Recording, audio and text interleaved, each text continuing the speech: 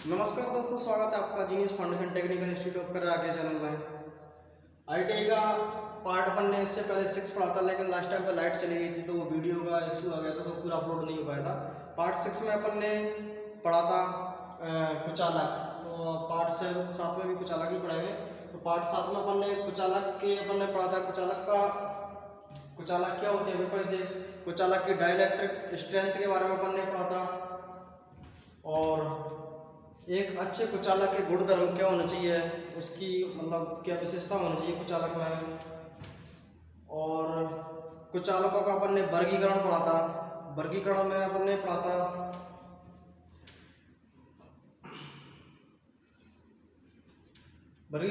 पढ़ा था ठोस कुचालक, द्रवीय कुचालक और गैसीय कुचालक। ये चीज़ अपन ने वर्गीकरण पार्ट 6 में अपन ने 3-4 चीज़ें अपन ने डिस्कस करी थी। कुचालकों के गुणधर्म के बारे में अपन ने डिस्कस किया था, और कुचालक की डाइलेक्ट्रिक स्ट्रेंथ के बारे में डिस्कस किया था। कुचालक का वर्गीकरण पढ़ा था। वर्गीकरण में ठोस कुचालक, द्रवीय कुचालक, गैसीय कुचालक, ये चीज़ पढ़ा था।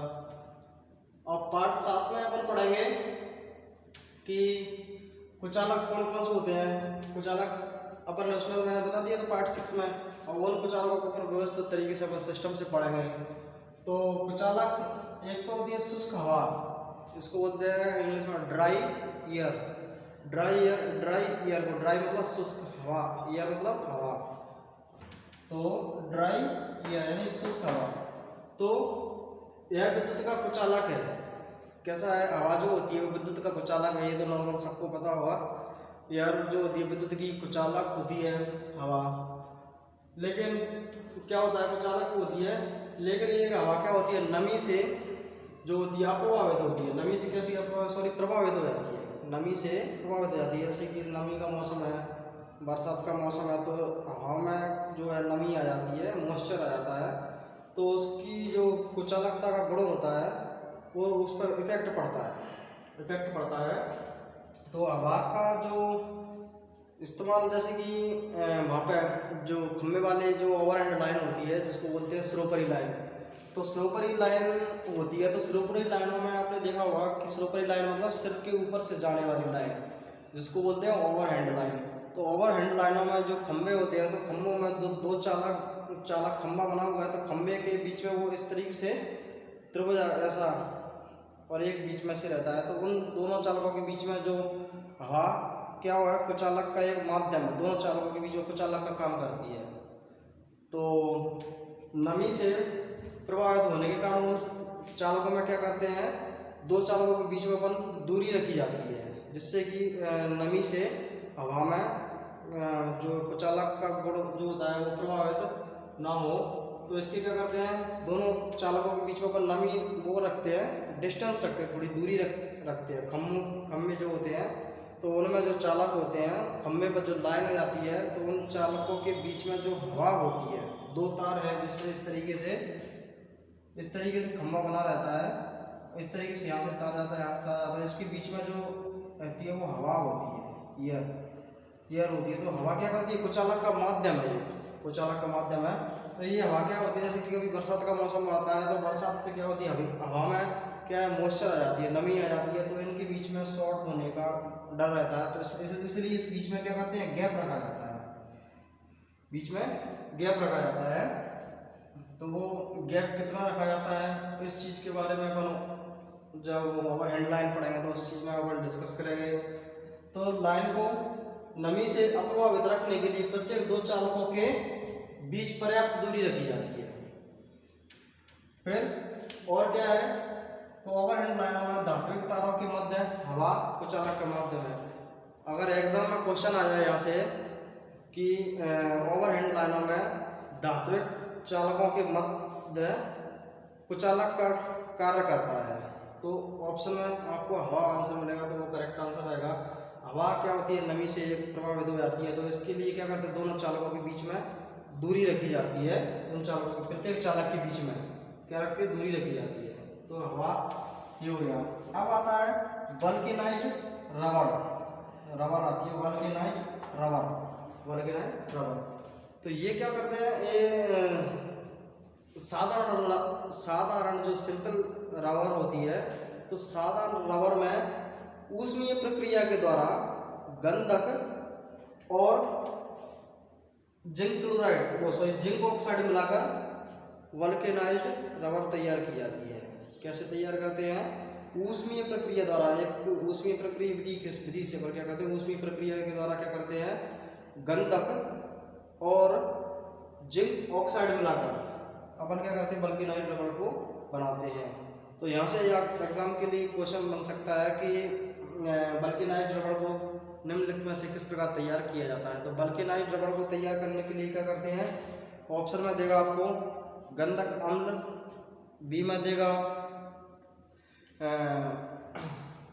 आपको देगा जिंक ऑक्साइड, सी में देगा दोनों। तो गंधक और जिंक ऑक्साइड मिलाकर अपन वल्केनाइज्ड रबर को अपन तैयार करते हैं। तो यहाँ से आपको ये चीज ध्यान रखना है, सादा रबर कौन सी प्रक्रिया के द्वारा? ऊष्मीय प्रक्रिया के द्वारा। ऊष्मीय प्रक्रिया के द्वारा अपन क्या करते हैं? यहाँ से ऊष्मीय प्रक्रिया के द्वारा क्या करते हैं? गंधक और ऑक्साइड, जिंक ऑक्साइड मिला लेते हैं। गंधक और जिंक ऑक्साइड को क्या करते हैं? मिला लेते हैं। तो ऊष्मीय प्रक्रिया के द्वारा फिर वल्केनाइज्ड रबर तैयार की जाती है। तो इसका उपयोग क्या किया जाता है? विभिन्न प्रकार के जो धात्विक तार होते हैं ना, तो उनके ऊपर केवल जैसे विभिन्न प्रकार के जो धात्विक तार होते हैं, नंगे वाले जो तार होते हैं, या जो विद्युतीय केबल होती हैं, केबल्स वगैरह होती हैं, तो उस पर वल्केनाइज्ड रबर का इस्तेमाल कुचालक करने के लिए उस पर रबर चलाई जाती है। जो धात्विक केबल होती हैं, नंगे धात्विक जो नग्न तार होते हैं, केबलें होती हैं, तो केबल के ऊपर क्या करते हैं? कुचालक बनाने के लिए किसी को, मानव को या किसी व्यक्ति को उससे करंट ना लगे, तो उस पर करने के लिए अपन क्या करते हैं? उस पर कुचालक बनाने के लिए उस पर वल्केनाइज्ड रबर का इस्तेमाल करते हैं कुचालक बनाने के लिए। तो यहाँ से ये चीज़ आपको ध्यान रखना है कि वल्केनाइज्ड रबर कैसे बनाती है? ऊष्मीय प्रक्रिया के द्वारा बनाई जाती है। पहली बात, वो ऊष्मीय प्रक्रिया के द्वारा बनाएंगे तो बनाने के लिए क्या चाहिए? एक तो आपको चाहिए गंधक चाहिए, दूसरी चीज़ चाहिए क्या? Zinc oxide. दोनों चीज़ों को मिलाकर ऊष्मीय प्रक्रिया के द्वारा वल्केनाइज्ड रबर तैयार कर लेते हैं। तो इसका जो उपयोग करते हैं तारों को, जो तारों एवं केबल्स, जो केबल वगैरह होती हैं, कुचालक आवरण बनाने के लिए, ऊपर जो नंगे तार वगैरह होते हैं उस पर कुचालक आवरण बनाने के रूप में इसको किया जाता है। तो ये हवा भी कुचालक है, वल्केनाइज्ड भी कुचालक है। अब इसके बाद में फिर कुचालक के बारे में हम बात करते हैं। पीवीसी आपने नाम सुना होगा। पीवीसी के बारे में पढ़ाएंगे। एक पीवीसी भी कैसा होता है? एक कुचालक होता है। तो पीवीसी के बारे में अपन डिस्कस करते हैं। जो तीसरा कुचालक है पीवीसी।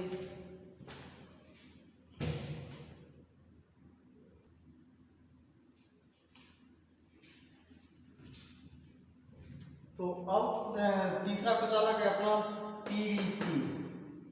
पीवीसी की बात करें, पीवीसी कैसा एक अच्छा कुचालक पदार्थ है, कुचालक है जो वल्केनाइज्ड रबर की अपेक्षा अधिक टिकाऊ होता है।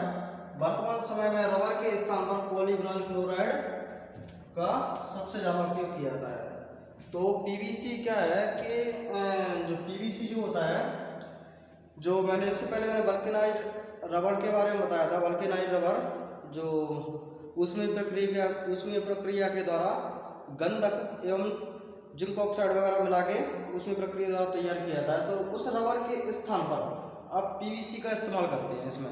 मतलब उसमें वो रबर जो वल्केनाइज्ड रबर होती है वो इतनी अच्छी नहीं होती, लेकिन ये क्या है? पीवीसी ये टिकाऊ है, मतलब मजबूत है, अच्छी है। तो वर्तमान समय में वल्केनाइज्ड रबर के स्थान पर क्या करते हैं? वर्तमान समय में जो रबर के स्थान पर वल्केनाइज्ड रबर की अपेक्षा अधिक टिकाऊ है, तो जो रबर की अपेक्षा वल्केनाइज्ड रबर की अपेक्षा अपन किसका?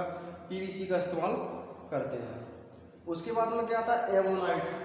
एवोनाइट यही एक कठोर रबर जैसा पदार्थ है। एवोनाइट जो होती है कठोर जैसा पदार्थ है। तो कठोर जैसा पदार्थ है। इसका उपयोग क्या करते हैं? इसका उपयोग लेड एसिड सेल बैटरी के खोल, पैनल बोर्ड आदि बनाने में किया जाता है। इसका गलनांक 180 डिग्री सेल्सियस होता है। अभ्रक अग्नि नमी ऊष्मा से कम प्रभावित होता है। इसकी डाइलेक्ट्रिक स्ट्रेंथ उच्च होती है, यह 66 डिग्री तापमान पर नरम होता है। इसका उपयोग विद्युत प्रेस कम्यूटेटर सेगमेंट के मध्य कंडेंसरों में वगैरह में किया जाता है। तो यहाँ से इस चीज़ के बारे में आपको ध्यान देना है कि पीवीसी, तो पीवीसी क्या होता है कि जो वल्केनाइज्ड रबड़ होती है ना, आपको पूछा जाए प्रैक्टिकल में या कहीं भी पूछा जाए कि वल्केनाइज्ड रबड़ टिकाऊ होती है या पीवीसी जो होती है वो अच्छी होती है, तो आपको बेस्ट बताना पीवीसी। पीवीसी क्या है कि टिकाऊ है। तो वर्तमान समय में जो रबड़ होती है वल्केनाइज्ड वगैरह, तो उसके स्थान पर पीवीसी का इस्तेमाल किया जाता है। अब पीवीसी सबसे ज़्यादा इम्पोर्टेंट है कि पीवीसी की फुल फॉर्म बहुत पूछी जाती है एग्जाम के अंदर। पीवीसी की फुल फॉर्म, तो पीवीसी की फुल फॉर्म होती है पॉलीविनाइल क्लोराइड। तो पीवीसी की फुल फॉर्म क्या होती है, ये फुल फॉर्म आपको याद रखना है, पॉलीविनाइल क्लोराइड। तो पीवीसी की फुल फॉर्म आपको याद रखना है यहाँ से, और सबसे ज़्यादा प्रयोग किया जाता है। तो इस चीज़ को आपको पीवीसी की फुल फॉर्म याद रखना है। वल्केनाइज्ड रबड़ की रबड़ ज़्यादा टिकाऊ होती है, तो इस चीज़ को आपको ध्यान रखना है। अब आता है एवोनाइट।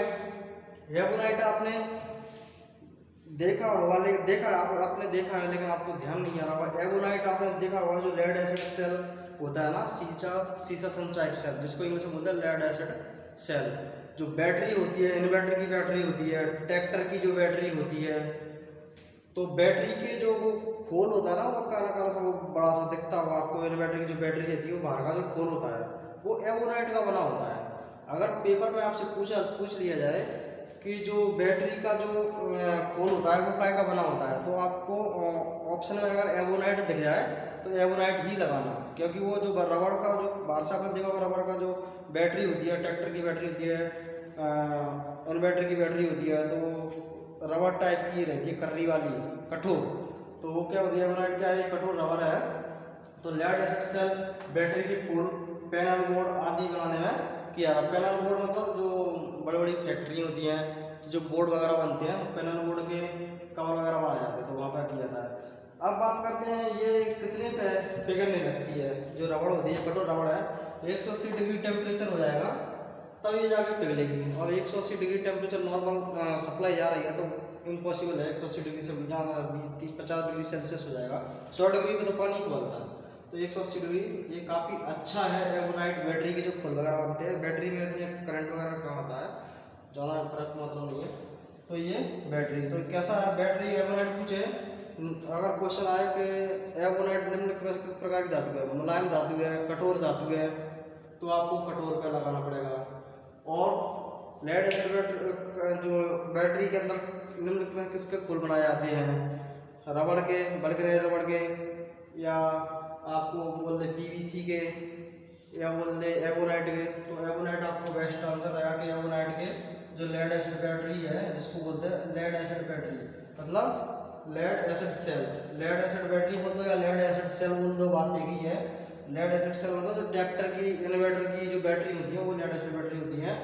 और जो लेड एसिड मैंने आपको उसमें बताया था कि इसको सेकेंडरी सेल बोलते हैं, द्वितीयक सेल, जिसको पूरा चार्ज कर सकते हैं।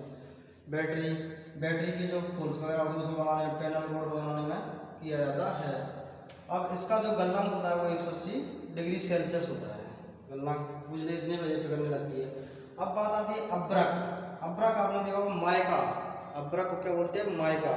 तो अभ्रक को मायका बोला जाता है। तो यह मायका जो होता है अग्नि से, मतलब आग से, नमी से, मतलब जो उस नमी को शुद्ध गांव की भाषा में बोला तो शब्द, और इंग्लिश में बोला तो मॉइस्चर, और टेक्नीशियन की भाषा में नमी बोला जाता है, गांव की भाषा में शब्द बोला जाता है। ऊष्मा मतलब थोड़ी जो ताप, टेम्परेचर से कम प्रभावित होती है, मतलब इस पर बहुत कम असर पड़ता है, ना कि बराबर असर पड़ता है माइका पर। किसका, अग्नि का, नमी का, ऊष्मा का कम प्रभाव पड़ता है। वो बात अलग है, अगर आग ही लग जाए उसमें तो वो बात तो फिर अलग ही होगी। मतलब आग दूर जल रही है, यहाँ पर ऊँची रखी तो उसमें कम इफेक्ट पड़ता है उसका। तो यहाँ से अग्नि, नमी, ऊष्मा से कम प्रभावित होता है क्या, माइका कम प्रभावित होता है। और इसकी जो होती है, अगर पूछ ले कि ऐसा कौन सा कुचालक है जिसकी डाइलेक्ट्रिक स्ट्रेंथ उच्च होती है, तो इसकी जो होती है अब्रक की क्या होती है, डाइलेक्ट्रिक स्ट्रेंथ उच्च होती है। मैंने एक चीज़ आपको बताई थी पिछली वीडियो में कि जिसकी डाइलेक्ट्रिक स्ट्रेंथ उच्च होती है वो उतना ही विद्युत का अच्छा कुचालक होता है।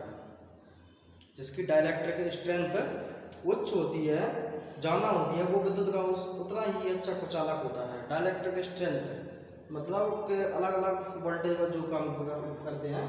और इसका जो तापमान वो जो है जो 66 डिग्री सेल्सियस तापमान है तब जाके नरम होना चालू करेगा, सॉफ्ट होना चालू करेगा जो माइका।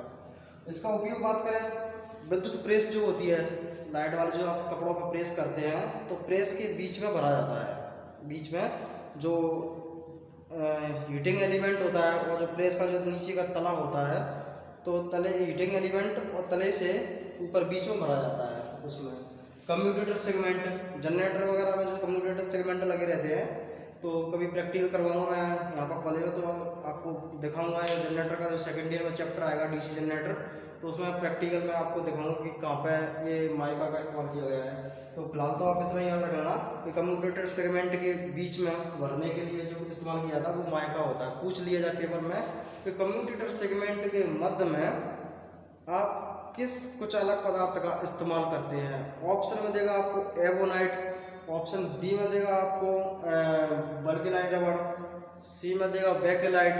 तो आपको यहाँ से ध्यान रहना चाहिए कि बीच में जो भरा जाता है वो अब्रक भरा जाता है। अब्रक भरा जाता है क्योंकि वो 66 डिग्री सेल्सियस पर पिघलता है और पतला मतलब ऐसे पन्नी की जैसा रहता है, वो तो पतला रहता है वो। तो विद्युत प्रेस में, कम्यूटेटर सेगमेंट में और जो कंडेंसर वगैरह होते हैं उनके बीच में आदि योजना भरने के लिए इस्तेमाल किया जाता है।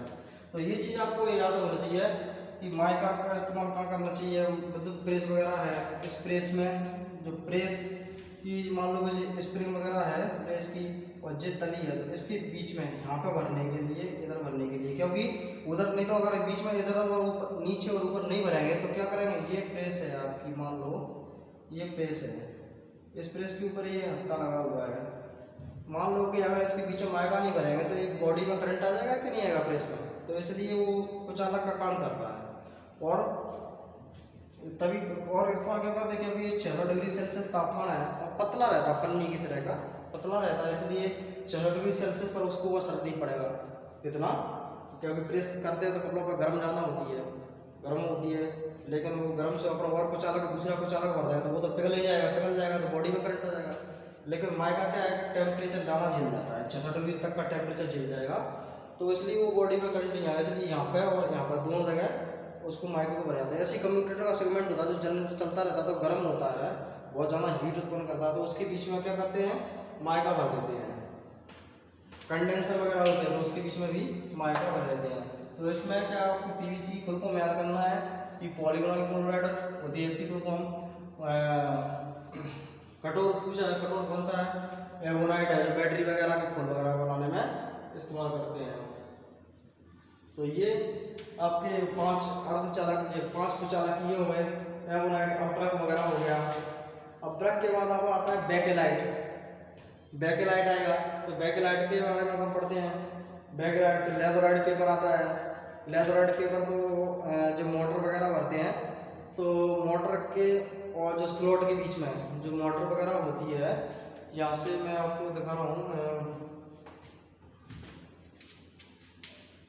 ये जो आपको देख रहे हैं कि ये शॉर्ट है, इसमें अपन ये मोटर में इसका वायर भरते हैं इसके अंदर, तो इसके बीच में जो फंसाया जाता है वो लेथोराइट पेपर होता है, इसके बीच में फंसाया जाता है जो कुचालक का काम करता है कि जिससे इस बॉडी में करंट ना जाए, इसके बीच में वो वायर भरा जाता है। तो बात करते हैं अपन बेकेलाइट, लेथोराइट पेपर के बारे में, ये भी विद्युत की कुचालक है, तो इनके बारे में अध्ययन करते हैं।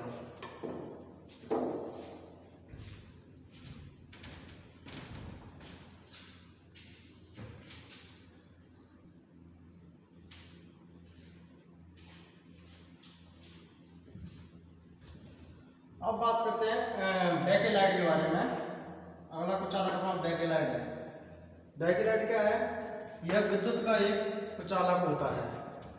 कुचालक है एक विशेष प्रकार का प्लास्टिक होता है, इसका उपयोग switch, plug, socket, bulb holder, ceiling, rose आदि बनाने में किया जाता है। जो बेकेलाइट होता है, बेकेलाइट क्या एक तरह का एक प्लास्टिक है, पूछा जाए बैकलाइट क्या है, एक प्लास्टिक है और इसका उपयोग कहाँ करते हैं, जो बल्ब का ये पेंडेंट होल्डर है, तो बल्ब के जो होल्डर वगैरह ये बनाए जाते हैं, ये ऊपर से काला काला दिख रहा है, तो ये चीज़ बनाने के लिए होल्डर वगैरह, स्विच जो चटकनी वगैरह ये चीज़ें बनाने के लिए, तो क्या है होल्डर, सॉकेट जो अपन बोर्ड में जो प्लग लगाते हैं, तो प्लग की जो सॉकेट वगैरह होती है तो वो चीज़, बल्ब के जो होल्डर है, बल्ब का होल्डर, स्विच प्लग वगैरह है, स्विच है, सॉकेट है, और एक चीज़ यहाँ पर आपको देख रही है सीलिंग रोज। सीलिंग रोज जो होता है कि जो बड़े बड़े लोगों के जो घर होते हैं, मकान होते हैं, बिल्डिंग होती है, तो उसमें वो डिजाइनिंग वाली लाइट लगी रहती है, छत के पंखे जैसे नीचे लटकी रहती है, उजाला लगा रहता है, आपने देखा होगा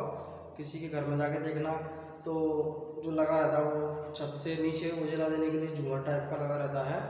तो मैंने ये आपको सीलिंग रोज, हाँ इस सीलिंग रोज से ध्यान आया कि आप जितने भी स्टूडेंट को मैंने अपने सीलिंग रोज के बारे में जो इलेक्ट्रिकल के जो नियम थे वो मैंने पढ़ाए थे, तो उसके अंदर मैंने ज़मीन से, फर्श से ऊपर मतलब सीलिंग रोज की ऊंचाई कितनी मिनिमम, वो मतलब कितने अधिक से अधिक कितनी रखनी चाहिए, वो ऊंचाई कितनी होनी चाहिए, तो उसको आप मेरे व्हाट्सएप पर मैसेज करना कि सीलिंग रोज की ऊंचाई कितनी होनी चाहिए, तो पर्सनल नंबर पर मैसेज करके मुझे बताना कि ज़मीन से, फर्श से सीलिंग रोज की ऊंचाई कितने मीटर होती है, वो चीज़ मुझे आप बताना कितनी होती है।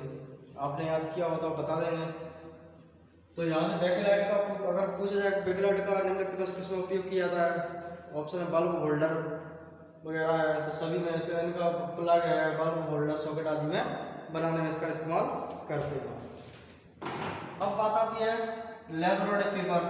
लेदरॉइड पेपर तो ये एक विशेष प्रकार का स्लेटी रंग का कागज होता है, कैसा एक कागज टाइप का होता है, इस पर ग्रेस का और नमी का, नमी मतलब शब्द मॉइस्चर, नमी का और शब्द का इस पर कोई प्रभाव नहीं पड़ता, तो वो चीज़ आपको यहाँ से रखना है कि यह तेल का और ग्रीस का इस पर विशेष प्रकार का एक कागज है। नॉर्मल कागज तो क्या आप उस पर ग्रीस डाल दो तो वैसे ही गल जाएगा, लेकिन ये क्या चीज़ है कि इस पर नमी का और ग्रीस का शब्द, वो नॉर्मल जो पेपर होता है उसको आप कहीं भी ना, थोड़ा सा बरसात के मौसम में वैसे बाहर निकाल दो तो वो थोड़ा सा लूज टाइप का हो जाता है, ग्रीस से गला गला टाइप का हो जाता है।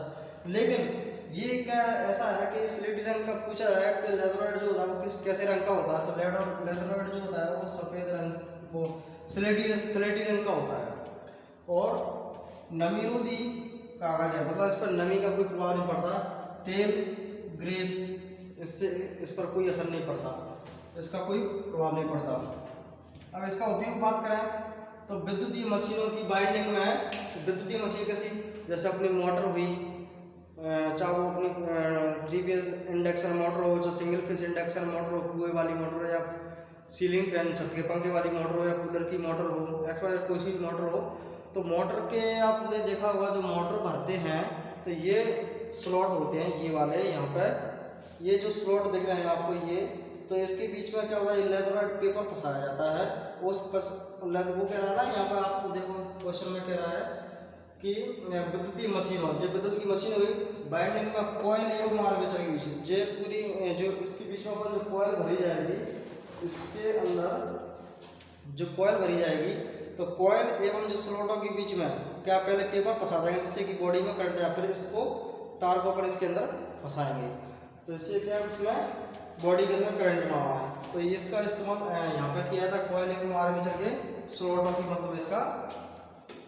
इस्तेमाल करेंगे।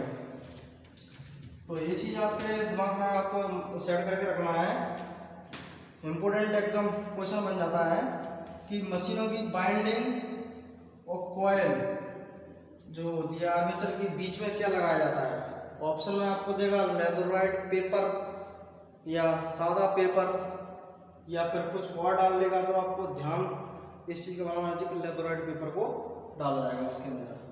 अब आता है रेजिन। रेजिन क्या होता है, ये कुछ अलग पदार्थ होता है जो रेजिन का इस्तेमाल करते हैं, वो बैकलाइट बनाने के लिए किया जाता है। बैकलाइट जो अपन बल्ब के जो होल्डर वगैरह है, स्विच वगैरह है, सॉकेट वगैरह है, तो जो प्रैक्टिकल में जहाँ तक पूछा जाता है कि बल्ब के होल्डर हैं, सॉकेट हैं, वो किस चीज़ के बनाए जाते हैं, तो आपको पता होना चाहिए कि वो बैकलाइट के बनाया जाता है। बैकलाइट क्या है, विद्युत का कुचालक होता है। और लेदरॉइड पेपर ये भी कुचालक है, रेजिन भी कुचालक है, लेजराइट पेपर जो कुचालक का काम करता है ना स्लॉट और बाइंडिंग के बीच में, जो अपन तार वगैरह भरते हैं तो उसके बीच में फंसा देते हैं। तो आई होप कि आपको वीडियो पसंद आया होगा। वीडियो को लाइक शेयर और सब्सक्राइब जरूर करें। आज के लिए इतना ही काफ़ी है, और अगला इसका पार्ट 8 वाला पार्ट आएगा, उसमें पूरा ये कुचालक खत्म हो जाएगा। तो आपके चालक, कुचालक और चालक, अर्धचालक और कुचालक आपके तीनों खत्म हो जाएंगे। इसके बाद में आपका केबल चलेगा। केबल आप चाहे तो नेक्स्ट चैप्टर डाल देना या फिर इसी में ही ऐड कर लेना। विद्युतीय पदार्थ अपने पूरे खत्म हो जाएंगे, फिर ऐड केबल आएगा। तो केबल अपन अगले पार्ट, जो पार्ट 9 में केबल पढ़ेंगे, वो पार्ट 7 में, पार्ट 8 में पूरे कुचालक खत्म हो जाएंगे। तो चालक खत्म हो गए, अर्धचालक खत्म हो गए, वही कुचालक पूरे खत्म हो जाएंगे। धीरे धीरे करके पूरी चैप्टर को आप ज़्यादा वीडियो को देखें, लाइक करें, शेयर करें और नोट्स बनाते जाना। ठीक है, आज के लिए इतना ही काफ़ी। जय हिंद, जय भारत।